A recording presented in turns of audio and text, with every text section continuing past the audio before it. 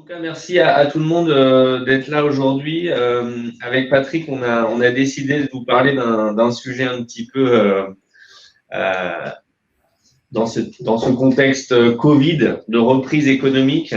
On va pas trop parler de Covid aujourd'hui, mais voilà la problématique aujourd'hui très importante de recrutement pour les RH, pour toutes les entreprises, pour pouvoir reprendre une activité pleine. Et on voulait un petit peu partager les best practices ce matin avec vous, parce qu'on a la chance d'avoir Patrick, un expert justement de cette partie recrutement. Et donc voilà, donc on va vous présenter tout ça. Patrick, ce que je te propose, c'est qu'on se présente rapidement.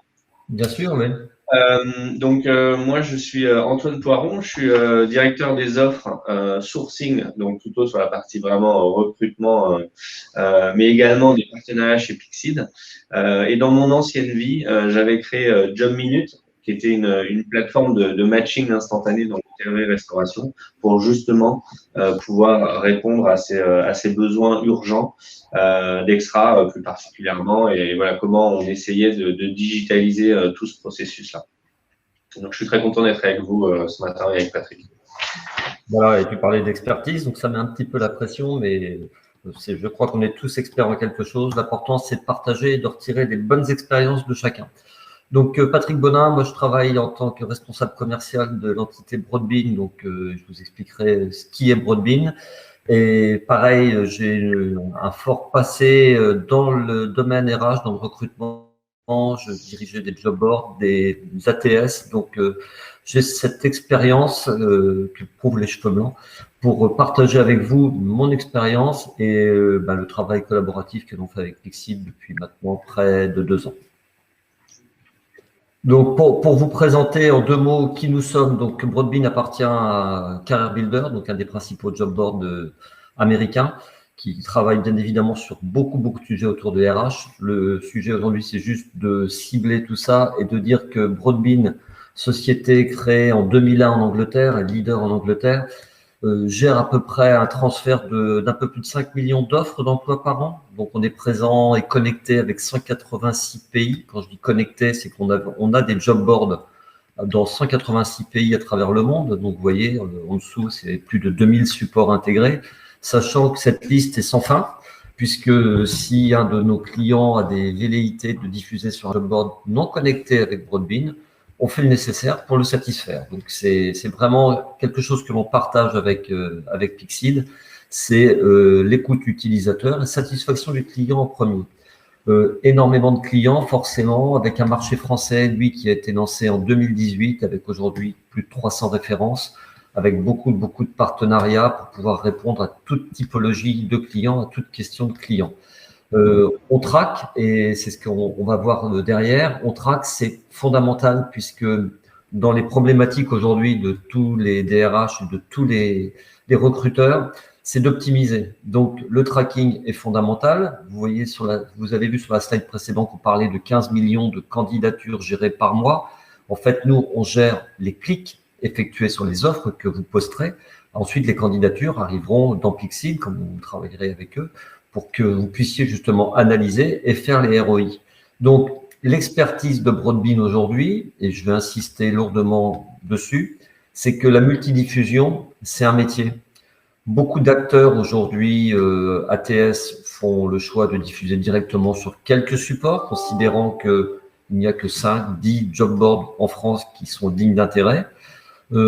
Pixid a fait un autre choix. Pixid a fait le choix de s'intégrer avec Broadbean parce que, de par notre expérience, en France, on peut proposer plus de 300 job boards connectés, thématiques, spécifiques, correspondant à votre métier. Et surtout, ça aura comme avantage d'avoir des liens qui seront générés automatiquement par Pixid pour traquer les candidatures. Ça aura comme avantage d'avoir un tableau de ROI qui soit totalement centralisé avec une unité de mesure unique. Certains supports vous demanderont de scraper vos offres directement, mais vous aurez des taux de mesure qui seront tous différents les uns des autres. Avec la solution de Broadbean, au moins des flux descendants de Pixid vers Broadbean et de Broadbean vers tous les supports que vous aurez choisis. C'est pour ça que je dis, c'est un vrai métier qui a besoin d'être toujours au goût du jour pour que justement tout ce transfert de flux soit toujours optimisé et efficace. Et là, Patrick, c'est vrai que ben, Pixid, nous, on est présent sur beaucoup de secteurs d'activité avec des problématiques complètement différentes.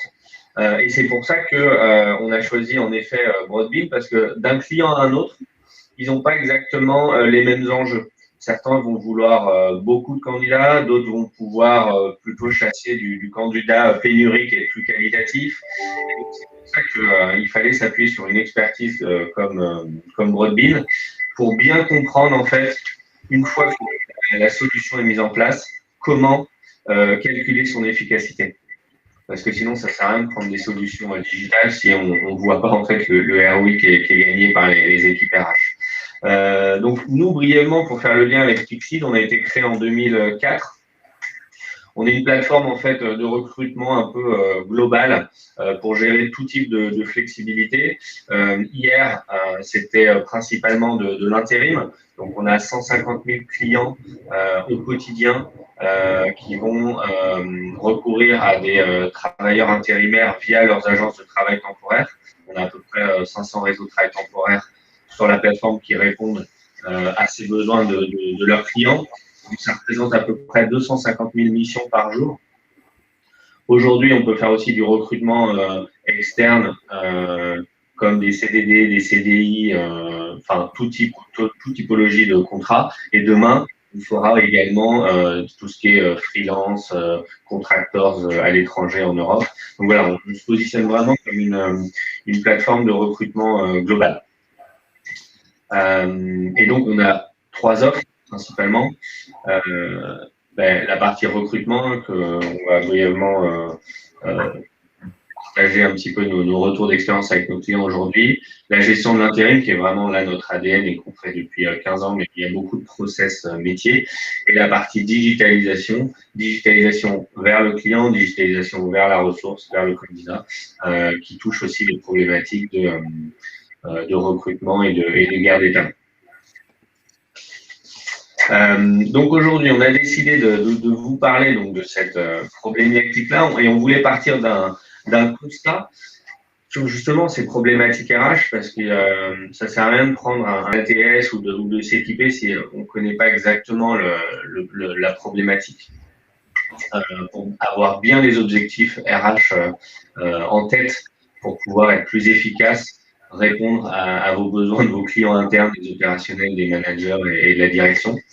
Et pourquoi, en fait, une fois qu'on a ces objectifs-là, où est-ce que le bas blesse et où est-ce qu'il faut optimiser? Est-ce que c'est dans la partie pour attirer les talents? Est-ce que c'est dans la partie sélection des candidats? Est-ce que c'est dans la partie onboarding du candidat? Donc, on verra donc, ces 3 étapes-là.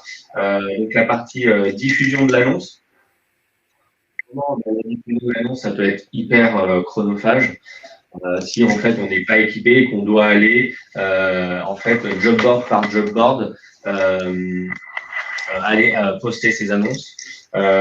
Difficile aussi de choisir la stratégie à adopter, quel job board. Là, Patrick va vous donner aussi le retour d'expérience. Bien évidemment, toute la partie traitement des candidatures entre les opérationnels, les RH, les managers, s'il faut des circuits de validation avec la partie finance dans l'entreprise, et ça peut créer beaucoup de friction. Et bien évidemment, la dernière partie, l'embauche et la préparation des futurs recrutements, où là aussi, il y a beaucoup d'optimisation à aller chercher. Donc voilà brièvement le sommaire, et je vais laisser la parole à Patrick pour déjà mettre le constat des problèmes RH. Donc, merci beaucoup Antoine. C'est vrai que le premier constat, et ce sont nos clients et tous les contacts qu'on peut avoir dans le domaine de la RH, c'est qu'aujourd'hui, c'est très compliqué d'émerger en tant qu'employeur pour attirer le bon talent. Donc, tous ces mots que vous voyez là, c'est des mots qui ont été prononcés par des dizaines de contacts avec qui on a pu échanger pour dire, mais comment je fais moi pour attirer la bonne personne chez moi? Pour beaucoup, il y a un manque de visibilité, c'est-à-dire que peu de candidats qui sont pourtant près de chez vous ne savent pas que vous existez. Donc, il y a vraiment ce besoin de faire exister la marque employeur dont on parle beaucoup aujourd'hui, mais qui est de plus en plus vrai, notamment sur les métiers en tension, sur les métiers pénuriques, et notamment avec la reprise de l'activité que l'on ressent au travers du nombre d'annonces diffusées par notre plateforme, pour pouvoir justement prendre le bon candidat et aller le chercher là où il se trouve. Donc aujourd'hui, on est sur des schémas traditionnels. On sait très bien que seulement 30 à 35% des offres passent par les sites d'emploi, mais c'est déjà 30 à 35% des offres. À côté, il y a bien sûr des candidatures spontanées, il y a la cooptation, il y a tous ces outils qui seront de plus en plus développés et utilisés. Mais l'offre d'emploi est quand même une réponse aujourd'hui qui permet de donner de la visibilité à sa société, qui permet de donner de la visibilité à son offre, qui permet aussi d'envoyer un signal fort au marché pour dire je recrute, donc la société va bien, se porte bien, et un signal fort aussi à la concurrence qui se dit bon bah très bien, ils recrutent, c'est que ça marche bien pour eux. Donc tout ça c'est très bien, mais attirer les candidats, il faut attirer les bons candidats parce que sinon, comme vous êtes tous et toutes des consultants RH bien élevés, vous répondez à toutes les candidatures. Et si vous répondez à des candidatures qui ne sont pas appropriées, c'est de la perte de temps, d'où la nécessité de ces ROI calculés. Et puis ensuite, une fois qu'on a ces candidatures, il faut savoir les trier, les analyser et les stocker, car faire du sourcing, c'est aussi anticiper l'avenir. Donc, je sais que Pixid a beaucoup travaillé sur des sondages, donc je vais te laisser peut-être commenter le sondage que vous aviez effectué, Antoine. Oui, en effet, on avait fait un sondage avec un cabinet Acton spécialisé là aussi sur les problématiques de recrutement, de paye, problématiques RH, et on avait posé en fait des questions sur le recrutement en urgence à plus de 50 ou 60 clients, plutôt grands comptes, une population très RH. Et ce qu'il en ressort, donc c'est assez visuel là sur le graphique, c'est vraiment la partie process qui n'est pas bien définie, et également les canaux de recherche. C'est-à-dire que quand il y a un recrutement qui doit être en urgence, les RH malheureusement n'ont pas le temps pour pouvoir justement avoir des frictions sur à qui je dois m'adresser, à qui je dois envoyer la candidature. Est-ce que il faut que j'attende 2 semaines que l'opérationnel me renvoie en fait sa validation ou pas. Et parfois aussi, et sur ces problématiques de sourcing comme tu l'expliquais, ils cherchent au mauvais endroit. Donc aussi, c'est important d'avoir un outil qui permet de sourcer facilement. Est-ce que mon candidat, je le connais déjà, mais j'ai croisé son CV il y a 6 mois. Est-ce qu'il faut que j'aille sur ce job board en particulier parce que je vais avoir plus de chances que sur un autre? Est-ce qu'il vaut mieux que je fasse un recrutement indirect via une agence de travail temporaire? Donc voilà, c'est toutes ces questions, et on s'aperçoit que là, il y a beaucoup d'optimisation en fait à chaque étape pour pouvoir gérer ces recrutements en urgence. Alors, pour compléter ça, c'est vrai que nous, on fait beaucoup d'études parce qu'on amasse beaucoup de données anonymes. On est tranquille pour le RGPD de ce côté-là. Mais c'est vrai que tous les retours qu'on a pu avoir, vous voyez des chiffres qui sont importants sur les attentes que peut apporter une combinaison ATS, outil de multidiffusion. La première attente pour tous les services RH, c'est de gagner du temps. Les services RH sont débordés. Aujourd'hui, il faut gérer les demandes internes, il faut gérer toute l'administratif, il faut gérer les recrutements, il faut gérer les candidatures. Donc, allier le couple gain de temps, efficacité, c'est le Graal. Et c'est le Graal qui est exigé par 93% des sondés. On se demande les 7% restants ce qu'ils trouvaient bien, mais tant mieux, on les interrogera. Mais c'est vrai que c'est ce gain de temps et cette efficacité qui est primordial. Après, le deuxième point très important, c'est l'expérience candidat. Aujourd'hui, les nouvelles générations sont de plus en plus directes, c'est-à-dire que l'expérience candidat, s'ils ne sont pas satisfaits, ils ne postuleront pas chez vous.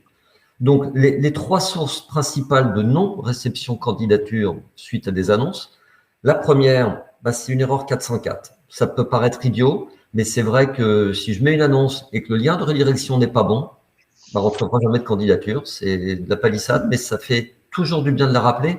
Et avec les outils qu'on met en œuvre, au moins, les URL de redirection sont testés, validés, donc il n'y a plus ces problèmes-là. Deuxième cause de non-réception de candidature, c'est l'expérience candidat. Vous devez vous mettre dans la peau du candidat, c'est-à-dire qu'un candidat qui arrive, qui trouve votre offre intéressante, clique, et là, s'il rentre dans un tunnel de demande d'informations, nom, prénom, diplôme, etc., il arrêtera. Aujourd'hui, on voit que de plus en plus de sites proposent le quick apply, le easy apply, la réponse facile en un clic. Et on ira de plus en plus vers ça parce que les nouvelles générations veulent de l'efficacité. Et à partir du moment où on attend, on abandonne. Puis le troisième point qui est remonté dans nos sondages, c'est qu'on ne candidate pas parce que l'offre n'est pas sexy. Elle n'est pas attirante. On ne sait pas ce qu'on va trouver. On ne sait pas qui est la société, ce qu'elle propose, etc. Donc, c'est des analyses que l'on peut faire, nous, avec toutes les données qu'on mettra à votre disposition, pour vous dire justement, votre offre est vue, on a ces données-là, elle est cliquée, on a ces données-là, mais derrière, vous n'avez pas de candidature. Donc, dans toutes ces étapes-là, il faut absolument penser utilisateur en priorité. Le paradigme a changé. Il y a quelque temps, c'était le recruteur qui décidait qui il allait recruter ou pas. Aujourd'hui, ça s'inverse. C'est le candidat qui va choisir sa société. À vous tous de vous positionner pour donner la meilleure image employeur, pour donner une vraie image employeur, et on en parlera tout à l'heure quand on parlera de la marque employeur, et de fournir au candidat toute la facilité de postuler à votre offre. Mais ça c'est très important d'en prendre conscience, puisque nous, on a des clients qui, justement, par rapport à ces clics, perdent 60% de candidatures. Pourquoi? Parce que le parcours est trop long. Et c'est vrai qu'aujourd'hui, on peut commander à manger via son smartphone, on peut commander un taxi via son smartphone, on peut faire plein de choses aujourd'hui hyper facilement. Et les candidats, également candidatent à partir du téléphone et veulent que ça soit hyper rapide, d'avoir des réponses rapides, de pouvoir postuler rapidement. Donc, c'est vraiment hyper important. Et aujourd'hui, ceux qui n'offrent pas ça n'arrivent pas à toucher, en fait, potentiellement les candidats cibles. Alors, la diffusion de l'annonce, c'est quelque chose qui est bien sûr la base de tout. Trois affirmations, 3 items avec des plus et des moins. Publier en grand nombre et partout, tout le temps, c'est super parce qu'on va se dire j'ai plein de sites gratuits et grâce à Broadbean, vous pouvez connecter toutes vos annonces sur tous les sites gratuits à disposition. Donc, on se dit au moins, je montre que je recrute et puis je vais toucher plein de candidats. Le problème, en face de cela, c'est que vous pouvez recevoir des candidatures qui seront totalement décorrélées du poste que vous proposez avec la perte de temps que je vous évoquais tout à l'heure. Si au contraire de ça, je restreins à 1 ou 2 canaux, je passe à côté certainement de mon profil. Donc, c'est là où il faut peut-être, et les outils qu'on propose permettent de faire des tests. Vous pouvez tester pendant 1 mois, 2 mois, et puis selon les retours, vous arrêterez. Et puis, le troisième point, publier sur plusieurs supports, c'est intéressant, essayer d'analyser le ROI et voir les retours. Mais si le candidat n'est pas présent sur ces supports, on passera à côté de ce talent. Donc, c'est pour ça que 37% des offres sont sur les sites d'emploi. Il reste 63% à côté. Il ne faut pas mésestimer ces 63% restants où les candidats se trouvent et pourtant ne sont jamais exposés à vos annonces. Alors, pour ce qu'on peut maîtriser, il y a des choses qui sont très importantes et c'est vrai que j'ai l'impression de redire sans arrêt les mêmes choses, mais diffuser sans analyser, ça ne sert à rien. Donc, tout ce qui ne se mesure pas n'a pas de valeur, dit-on. J'adhère totalement à cette maxime-là. C'est-à-dire qu'en travaillant avec Pixel Broadbean, non seulement vous avez l'autonomie totale pour diffuser toutes les offres sur tous les supports disponibles, mais derrière, il faut de l'accompagnement. Et cet accompagnement, il est essentiel parce que derrière, nous, on sera à même de vous apporter des conseils. On vous imposera pas de diffuser sur tel ou tel job board, mais on pourra vous dire que les personnes du même métier diffusent sur tel et tel support. On pourra vous dire, regardez, on parlait tout à l'heure de la rédaction de l'offre. On pourra vous dire, vous voyez, votre offre attire, mais pourtant, il n'y a pas de retour. On peut peut-être retravailler l'offre ensemble. On a des outils en interne qui nous permettent d'avoir une vue globale de toutes les offres diffusées en France et d'avoir un historique de plus de 3 ans. Donc, sur des types de métiers, on peut s'adresser et revenir vers vous et vous proposer des rédactions d'offres que vous pouvez tester. C'est l'avantage. Vous saisissez votre offre dans Pixel, vous ressaisissez la même en changeant quelques termes et vous pourrez voir, comme de la chimie organique, si la solution A est plus efficace que la solution B. Donc, on est là pour vous conseiller, on est là pour vous aider, on est là pour vous fournir des rapports détaillés qui vous permettront justement beaucoup plus rapidement d'analyser le résultat et l'efficacité des supports que vous aurez choisis. Donc, automatiser la diffusion d'annonces, c'est bien évidemment quelque chose qui est le cœur de notre métier. Je ne vais pas revenir là-dessus, mais l'analyse de toutes les données, que ce soit de l'efficacité horaire, efficacité journalière. On sait que les offres, elles sont principalement efficaces le mardi et le jeudi. Donc, c'est des datas qui sont factuelles, mais qui aident. Donc, quand vous voulez avoir une chance d'être en tête de liste des supports, des sites, pensez à planifier et tous les outils qu'on mettra à votre disposition vous permettront d'anticiper tout ça. Donc, c'est vraiment de pouvoir analyser pour faire les bons choix derrière. Après, ce n'est pas une baguette magique, c'est des recettes qui marchent bien et qui sont efficaces. Mais derrière, pensons expérience candidat. C'est vraiment quelque chose qui aujourd'hui est fondamental. Donc, on parlait tout à l'heure du one-click apply. Vous avez des job boards, alors on peut les citer, vous les connaissez tous, comme des LinkedIn, comme des Indeed, qui sont des sites très, très efficaces. Ce matin est paru l'efficacité des sites d'emploi dans un site RH mettant en avant les sites. Nous, derrière, on peut vous dire combien de pourcentage de nos clients utilisent tel et tel site. Sans aucune surprise, c'est Pôle emploi et l'APEC qui sont utilisés par près de 80% de nos clients, mais les réseaux sociaux sont présents et tous les sites thématiques en fonction des secteurs d'activité sont utilisés. Mais pour l'efficacité, c'est l'expérience candidat. Et là encore, on pourra vous accompagner pour vous dire, regardez votre candidat, quel parcours il fait quand il arrive chez vous. Et ce n'est pas une remise en question, c'est juste de se mettre à sa place. On a parfois l'impression que ces informations sont indispensables, peut-être pas dans un premier temps pour postuler.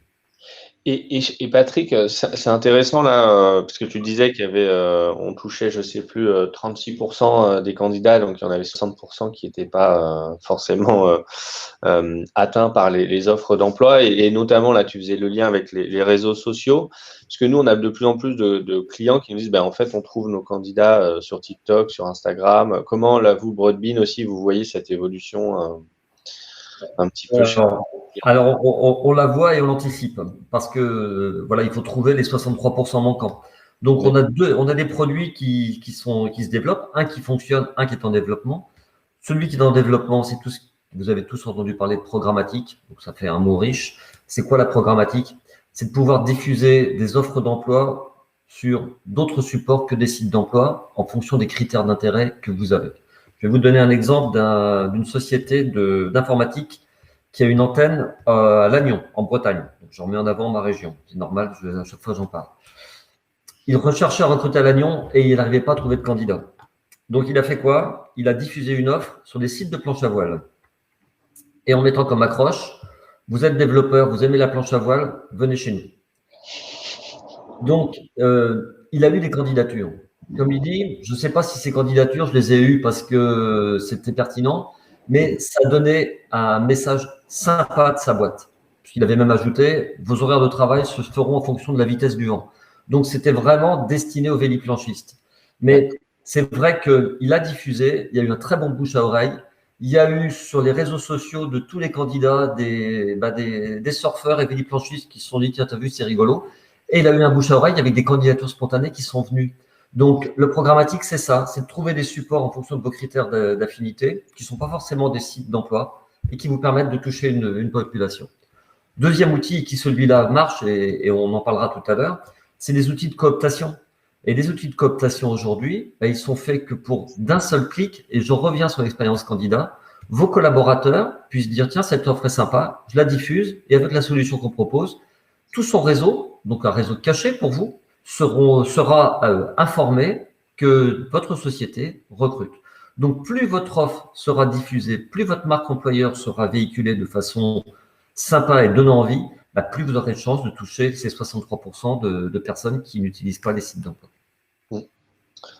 Oui, c'est important, notamment dans des boîtes qui ont beaucoup de salariés, d'être ambassadeur de cette boîte et donc de pouvoir justement communiquer là-dessus et aider à recruter le plus efficacement, parce que quand c'est quelqu'un qu'on connaît, ben, il y a plus de confiance, c'est plus facile l'onboarding, enfin tout ce genre d'avantages.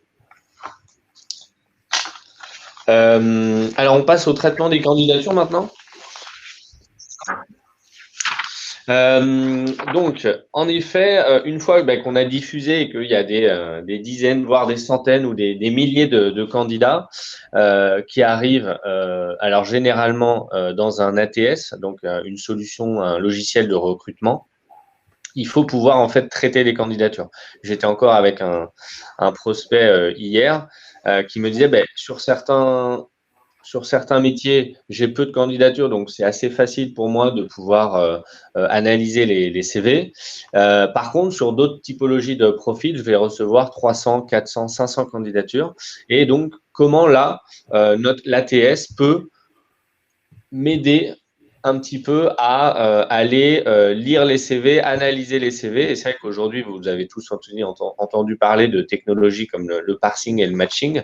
Donc, ça va être vraiment une lecture du CV, donc avec de la sémantique, qui va vous aider en fait à identifier rapidement ceux qui ont un CV qui correspond avec votre besoin et avec votre offre d'emploi. Donc en effet, c'est toujours du matching entre un besoin et un candidat.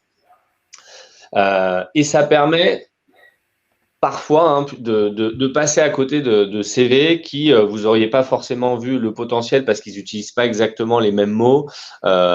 Hier, on cherchait des commerciaux, aujourd'hui, on cherche des business développeurs. Enfin, voilà, tout ce genre de choses. En fait, cette analyse, cette intelligence artificielle va pouvoir en fait vous aider à trier encore une fois du volume ou vous allez pouvoir même également jouer sur les critères. C'est-à-dire que, pareil, hein, il faut que ce scoring ou cette aide, elle soit adaptée à votre besoin. Il y en a qui vont potentiellement mettre le critère de distance entre le site de travail et l'adresse du candidat hyper importante pour justement éviter l'absentéisme dû à la distance et ces frictions-là. Il y en a qui vont mettre plutôt des soft skills en avant, hyper importants. Donc voilà, vous allez pouvoir jouer avec ces critères-là et pouvoir en fait analyser, puisque aujourd'hui, les RH ont bien conscience que le tri, enfin la lecture manuelle d'un CV n'est pas aussi efficace qu'hier. Et puis en plus, aujourd'hui, il y a des formes de CV complètement différentes. Donc c'est important d'être équipé. J'ai pas plus tard que la semaine dernière un ami qui me disait j'ai postulé à une offre d'emploi. 4 minutes après, j'ai reçu une réponse négative automatique. Il m'a dit je doute que la personne en 3 minutes 50, elle a eu le temps d'ouvrir le CV, le lire et de prendre cette décision là assez drastique. Et en fait, en effet, quand elle a appelé la RH qui était assez junior, qui sortait d'école, elle n'avait pas forcément bien compris en fait et le besoin et le CV. Donc voilà, potentiellement, ça peut aussi, vous avez besoin aussi d'aide sur cette partie-là. On s'aperçoit aussi que dans les années 80-90, toutes les candidatures étaient accompagnées d'une lettre de motivation. Et aujourd'hui, on en parle, hein, les gens postulent uniquement avec un CV aujourd'hui, mais par contre, la motivation reste un critère essentiel pour les RH et pour les entreprises pour pouvoir recruter des candidats. Et c'est parfois aussi parfois un peu compliqué dans le processus de recrutement d'évaluer cette motivation-là. Et donc là aussi, il y a des outils qui sont très bien adaptés, où quand vous allez recevoir 200 candidatures, vous allez leur demander de répondre à 1, 2 ou 3 questions assez basiques sur un entretien vidéo qu'ils peuvent faire directement de chez eux, de leur ordinateur ou de leur smartphone. Et généralement, les taux de réponse à ce genre de choses, c'est plutôt 30-40%. Et donc là, vous allez pouvoir vous concentrer uniquement sur les candidats qui ont pris le temps d'enregistrer une vidéo et qui ont pris le temps de justifier en fait leur candidature pour essayer de faire une différence avec ceux qui ne l'ont pas fait. Et notamment, on va prendre un exemple de Leroy Merlin qui a mis, par exemple, ce système de vidéo de motivation en place. Et il s'est aperçu que 50% des gens qui ont été recrutés suite à cette vidéo n'auraient même pas passé le screening du CV. Pourquoi? Parce que c'était des gens qui étaient passionnés par le bricolage, mais qui avaient fait, par exemple, de la boulangerie ou autre chose. Et en fait, ils n'avaient pas un CV qui était dans la cible de Leroy Merlin, mais pourtant, en fait, ça a réduit au bout de 2 ans 50% de turnover parce que c'est des gens qui ont cette vraie passion et qui voulaient aller vendre du bricolage. Et donc, sans ces nouvelles formes-là de motivation, c'est très compliqué ou alors on perd un peu, on perd des candidats. Donc, c'est important d'améliorer ce traitement de candidature. Et donc, là, j'avais 40 secondes, c'est le temps moyen qu'un recruteur prend par CV. C'est peut-être exagéré, mais comme je vous l'ai raconté, un ami à moi a reçu la réponse en 4 minutes, donc on ne doit pas être très loin de ça. Ensuite, comme on vous l'a dit tout à l'heure, il y a beaucoup de process qui se passent qui ne sont pas forcément à grosse valeur ajoutée, mais qui sont nécessaires dans un process de sélection de candidats. Et comme l'a dit Patrick en amont au début, il faut donner de la transparence aux candidats, il faut améliorer l'expérience utilisateur, il faut pouvoir leur dire vous en êtes où de cette dans le processus de sélection. Est-ce que vous avez le premier entretien? Est-ce que vous validez la deuxième étape? Et tout ça, ce sont des tâches qui sont assez chronophages et qui peuvent être automatisées à travers une solution. Donc là, c'est également important de pouvoir gérer ça sans avoir à faire tout manuellement par les RH. Et donc, ça peut faire l'objet de notifications, de circuits de validation et tout. Et comme ça, le process entre l'employeur et le futur employé, il est très clair. Encore une fois, quand vous n'êtes pas équipé d'un outil et que vous oubliez de répondre aux candidats, alors vous n'allez pas être les seuls, puisque 60% des candidats n'ont jamais de réponse à leur candidature, mais ça laisse rarement une très bonne image aux candidats et qui peuvent aussi parfois communiquer là-dessus. Il y a des jobs, enfin des sites internet qui justement donnent la parole à ces candidats ou ces anciens salariés et ça peut parfois donner une mauvaise image. Et donc, pour revenir au process, donc là aussi, c'est issu de notre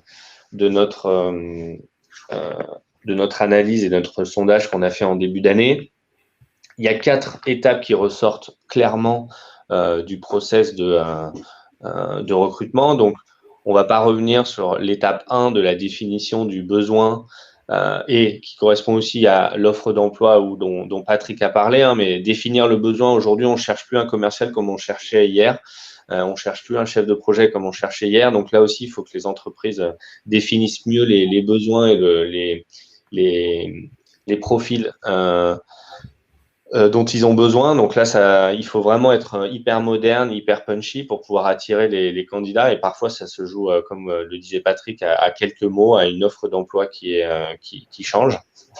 Sur la partie recherche du candidat, donc là, bien évidemment, c'est souvent le service RH, mais ça peut aussi changer dans certains secteurs d'activité ou organisations qui sont très décentralisés, où le chef d'équipe peut également en fait, rechercher des candidats, notamment dans la restauration. Il y a toujours des gens qui viennent déposer des CV dans les restaurants et il y a plein d'autres secteurs comme ça. Et donc, il faut vraiment fluidifier la communication entre ces services RH et les responsables d'équipe ou les managers pour pouvoir justement, en fait, que les deux, quand ils recherchent des candidats, ils partagent cette information, ils se la transmettent et ils puissent ensuite valider le candidat.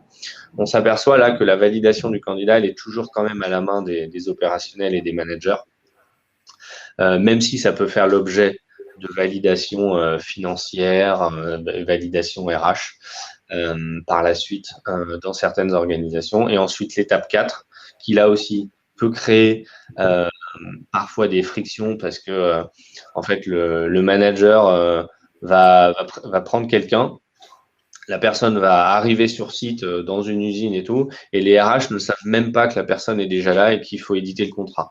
Donc là aussi, il y a beaucoup de choses à améliorer. On s'aperçoit aussi que sur certains secteurs d'activité, si le contrat n'est pas arrivé en temps et en heure, notamment dans le médical, ben en fait, le candidat, il a pris une autre mission.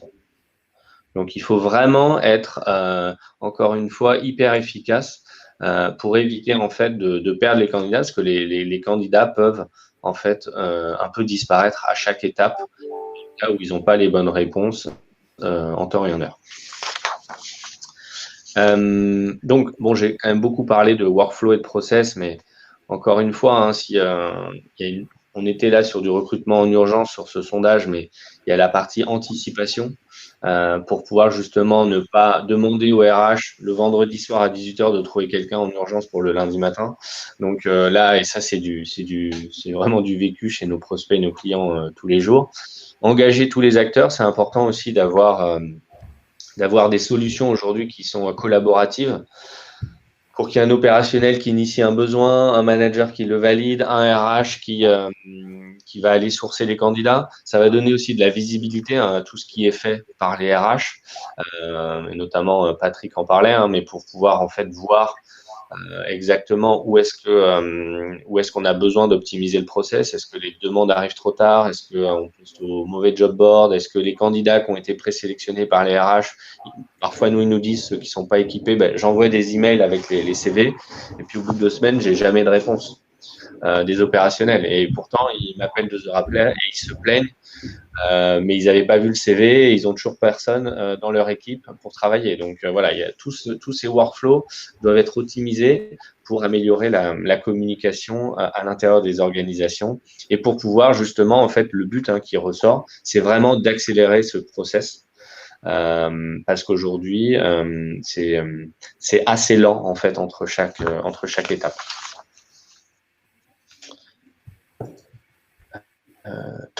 Alors maintenant, comme Pixid, on est un peu une particularité, c'est que, encore une fois, depuis le début, depuis 2004, on est une plateforme qui va pas uniquement trouver le candidat, mais va aller jusqu'à la partie contractuelle et ce qu'on va appeler onboarding simple, ça veut dire collecte des documents.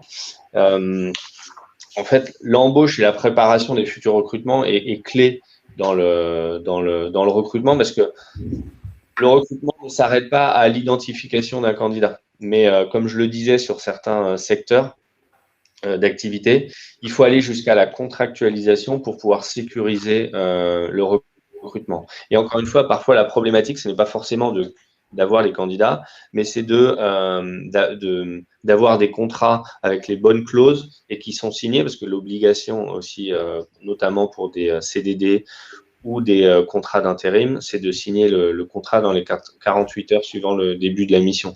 Donc voilà, et parfois ça peut représenter d'énormes pénalités pour les entreprises qui ne respectent pas ça. Là, c'était sur la partie contractuelle. Mais il y a aussi l'expérience candidat. On rabâche aussi ce mot expérience candidat, mais je sais qu'aujourd'hui, et pour l'avoir un petit peu vécu avec Job Minute, mais également tous nos clients, que ce soit des corporates ou des entreprises de travail corporate, ils me disent, mais en fait, les candidats, ils veulent plus se déplacer pour pouvoir donner leur carte d'identité, leur RIB, leur carte vitale. Ils veulent faire tout ça depuis leur canapé à travers un smartphone, et pour éviter de perdre de temps. Parce que s'ils doivent faire ça à chaque potentiel futur employeur, en fait, ils ne le font pas et puis ils restent sur leur canapé et ils vont postuler à un autre endroit. Donc, alors là, on disait que 4% des salariés quittent leur poste après leur première journée désastreuse, c'est une source LinkedIn. J'ai également un autre chiffre où c'est 22% de la rotation du personnel a lieu pendant les 40 premiers jours. Donc, c'est vrai que parfois, là, il y a aussi beaucoup d'outils en place, beaucoup d'outils qui se mettent en place pour pouvoir aussi capter après coup l'expérience soit du manager, soit du futur salarié pour savoir un petit peu comment ça s'est passé, qu'est-ce qu'il y a à améliorer. Et donc, voilà, les entreprises aujourd'hui mettent aussi beaucoup d'efforts là-dessus pour faciliter la vie de tout le monde. Je ne sais pas si, Patrick, tu as un point de vue là-dessus aussi sur sur ces chiffres qui font un petit peu peur. Ils font peur, oui et non, mais je crois que on parle beaucoup d'automatisation, de digitalisation, et donc c'est quelque chose qui peut faire peur. Mais une chose est sûre, plus il y aura de digital, plus on aura besoin d'humains. Parce que tout préparé, automatisé, c'est essentiel. Mais rien ne remplacera l'humain. Tout ce qu'on doit pouvoir faire, c'est donner les outils à toutes les entreprises, à tous les services RH, pour leur faciliter la vie, leur dégager du temps pour être au contact de l'humain. Et ce, quel que soit l'endroit où on se trouve dans notre vie, on a besoin d'humain, on a besoin de sourire, on a besoin de contact. C'est essentiel parce que le feeling, ça compte pour beaucoup. Donc, on parle beaucoup d'outils, on parle beaucoup de choses comme ça, et c'est indispensable. Il faut aussi se servir des choses qui sont bien, mais il faut garder de l'humain au cœur de nos préoccupations. L'expérience utilisateur, c'est de l'humain avant tout. Donc, c'est pour ça que là, on reparle d'impliquer les collaborateurs hein, sur la slide qui s'affiche maintenant, et je reviens sur la plateforme que l'on a développée, qui s'appelle Social Referral. Avec la pandémie qu'on a traversée, ben, il y a eu un isolement de tous les collaborateurs qui, en télétravail, nous-mêmes, on est encore en télétravail, ont du mal à garder le lien avec leur hiérarchie, mais avec leurs collègues. C'est pas forcément simple. Les réunions Zoom, Meet et autres, on en a tous marre. Donc, on a besoin de l'humain et j'en reviens et j'insiste beaucoup là-dessus. Par contre, si on avait des outils simples qui nous permettent de partager des choses hors travail, mais de partager des retours d'expérience, de partager des animations, de partager des choses comme ça, on a ce sentiment d'appartenance à une société, on a ce sentiment d'être pris en considération par sa société qui pense au bien-être de ses collaborateurs, qui pense à créer des animations spécifiques, que ce soit sur la fête des mères, que ce soit sur mettez votre chien en photo sur ce média, sur des rhododendrons, sur ce que vous voulez, mais ça anime quelque chose. Et à partir du moment où ça anime, ça marche. On se dit oui, mon employeur pense à moi. C'est en ce sens-là qu'on a développé nous Social Referral, qui répond à ces trois problématiques, répondre aux besoins de sentiment d'appartenance à sa société.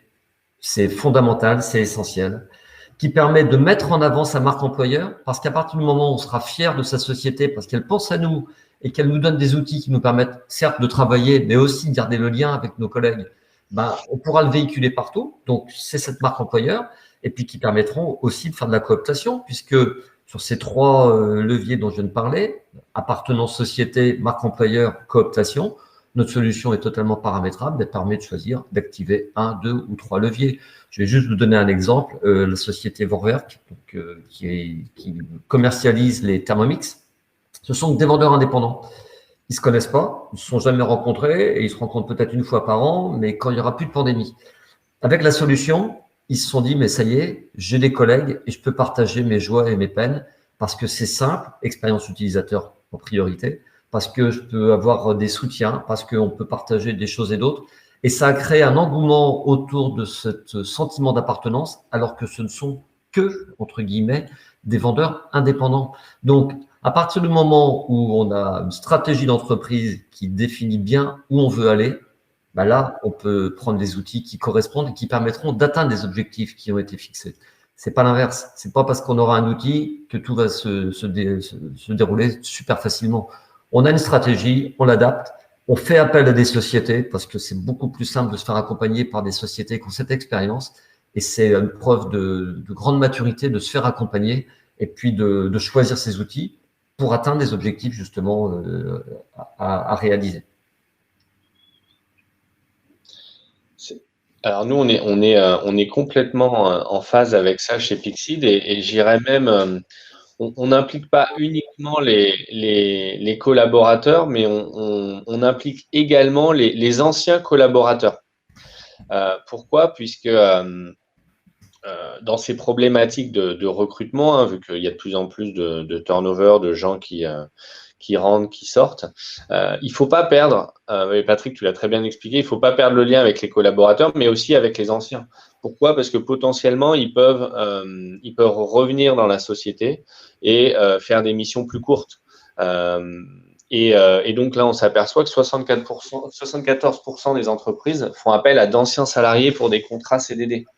Il faut savoir qu'aujourd'hui, les contrats CDD en France, ça représente entre 2,5 et 3 millions de personnes équivalentes en plein, mais c'est à peu près 18 millions de CDD signés par an.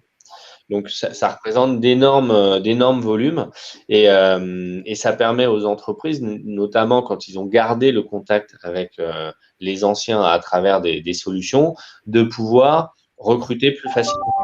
On s'aperçoit que le processus classique, il peut être assez long. Et on vient d'en parler depuis 45 minutes, entre diffuser les annonces, recevoir les candidatures, traiter les candidatures, partager les candidatures avec les opérationnels, les managers, le faire valider, collecter les données nécessaires pour la partie embauche et création du contrat, et finalement intégrer le salarié. Aujourd'hui, tout le monde parle de vivier de candidats, de CVTech, ce genre de choses. Alors, on s'aperçoit aussi que très peu ont une solution hyper efficace. On utilise souvent des CV sur un coin de bureau, des fichiers Excel.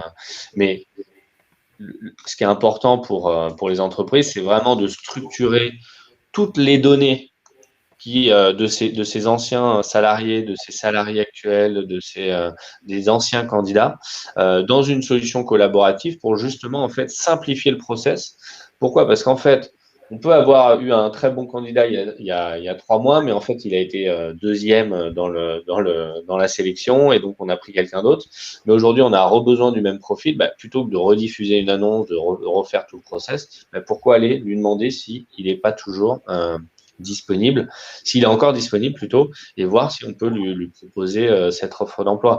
Et ça simplifie vachement le process. Pourquoi? Puisque on l'a déjà vu en entretien, l'opérationnel a déjà validé, potentiellement on avait déjà sa vidéo de motivation, on avait également déjà collecté quelques éléments administratifs comme la carte d'identité, tout ce genre de choses. On avait déjà eu des feedbacks de ses anciens employeurs.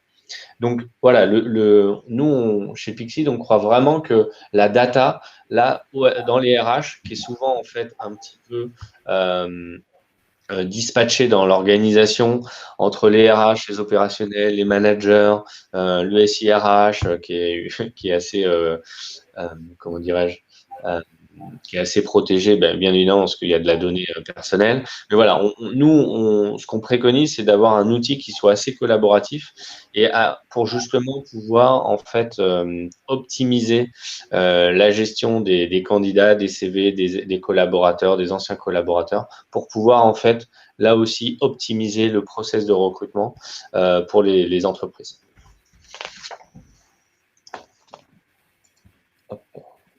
Il y avait un sondage notamment de Xerfi, alors bon, avec beaucoup plus de sondés aussi, auprès de 135 000 recruteurs, mais elle est de 2000. Elle vient de sortir là en début d'année 2021. Elle a été réalisée fin d'année 2020. Et justement, on parlait tout à l'heure de comment on optimise les process, mais pour aller plus loin, et je l'ai un petit peu décrit avec le parsing et le matching, comment on gagne en efficacité grâce à un outil digital et notamment à de l'intelligence artificielle.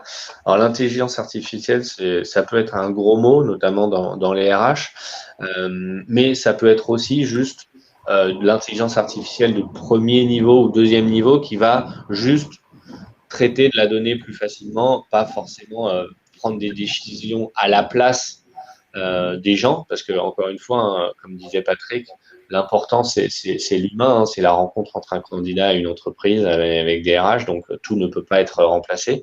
Mais on s'aperçoit que ce traitement de données là peut permettre d'aller plus rapidement pour la signature des contrats, la mise en relation, la recherche de profils, la sélection des candidats, même si in fine, une fois que les CV ont été triés ou que les candidats ont été un peu présélectionnés, ça sera le choix d'un manager et d'un RH. Donc voilà. Et on voit aussi que, par exemple, la gestion complète de l'embauche peut être très peu gérée par l'intelligence artificielle, mais qu'il y a quand même des informations, et notamment la partie CV ou signature des contrats, qui peut être très optimisée. Donc voilà, c'était intéressant de vous partager ça, puisque c'est pas pas forcément le point de vue de Pixid ou Broadbean, mais c'est plutôt le point de vue de 135 000 recruteurs qui, qui ont vraiment adhéré à ce genre de choses. Et je pense qu'aussi le contexte Covid a vraiment fait accélérer cette partie digitalisation, parce que il y a encore un an, on n'aurait jamais fait de consultation vidéo avec le médecin. Et aujourd'hui, quand je vais chez le médecin, il me dit, ben, en fait, moi, toutes les matinées, c'est des consultations physiques et les après-midi, c'est des consultations vidéo. Il y a vraiment eu un switch très rapide là-dessus. Donc, je pense que ça a fait accélérer, ça a beaucoup fait accélérer les, les process dans vos organisations. Et bon, alors je vais aussi me répéter comme Patrick, mais bien évidemment, on croit vraiment que le mobile, le téléphone, qui est utilisé maintenant aujourd'hui, je sais pas, 4, 5, même 8 heures par les gens, c'est la première chose qu'ils font le matin en se réveillant. Ça peut être le point en fait central pour pouvoir recevoir des offres d'emploi pertinentes, répondre facilement, partager avec le futur RH ou le futur manager en fonction des questions de salaire, d'autres choses, de faire des vidéos pour pouvoir justifier notamment sa motivation, partager ses documents plus facilement sans avoir à se déplacer, et bien évidemment aller jusqu'à l'embauche et donc l'onboarding.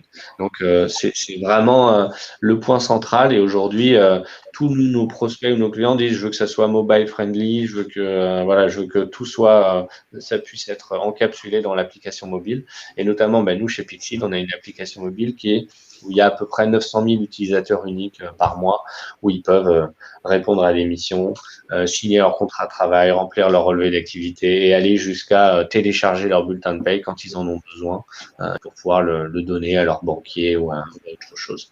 Donc voilà, c'est un petit peu un retour d'expérience. On a fait pile 50 minutes, Patrick, donc on a plutôt été efficace en termes de timing. On voulait aussi vous donner un petit peu de temps pour poser des questions et avoir le retour notamment de Patrick et moi si ça avait soulevé certaines questions chez vous.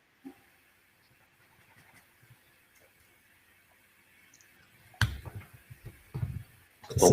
Ça devait être très clair, mais je crois que ce qui est important, c'est de s'approprier un petit peu de s'imaginer et de voir comment s'approprier les outils et les chiffres dont on vous a abreuvé. Donc c'est vrai qu'il y a des contacts. Il ne faut pas hésiter à nous solliciter pour des compléments d'infos, des mots, enfin, tout ce qui peut vous aider et qui peut vous orienter sur des choix à l'avenir pour faciliter et optimiser vos fonctions. Oui, parce que comme on le disait, hein, aujourd'hui là, on l'entend à la télé, hein, les entreprises ont du mal à recruter, donc c'est un petit peu où est-ce que je peux aller trouver les candidats. Donc je pense que c'est le moment aussi de réfléchir à ces enjeux-là et de voir comment trouver des solutions dans vos organisations. Alors, s'il n'y a pas de questions, on va vous laisser nos contacts, hein, comme le disait Patrick là, donc avec nos emails. Pouvez-vous nous transmettre votre démo? Oui, on peut même vous faire une démo, Valérie, si vous le désirez, reprendre contact avec vous. Patrick, tu seras disponible pour faire une je suis toujours disponible. de ta Bretagne? Mais oui, une démo en Bretagne. D'accord. Bon, mais en tout cas, s'il n'y a pas de questions, Valérie, on va vous recontacter pour la démo. On vous remercie tous pour votre attention.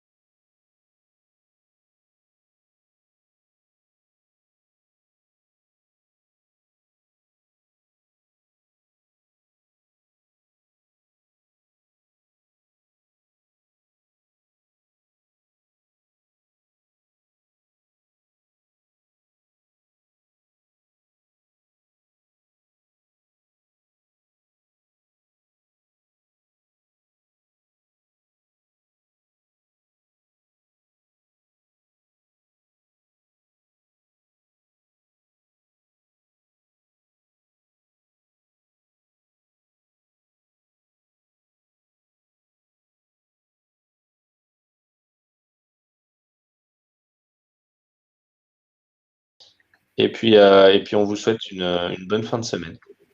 Merci à tous. Bonne journée, bonne fin de semaine. Au revoir.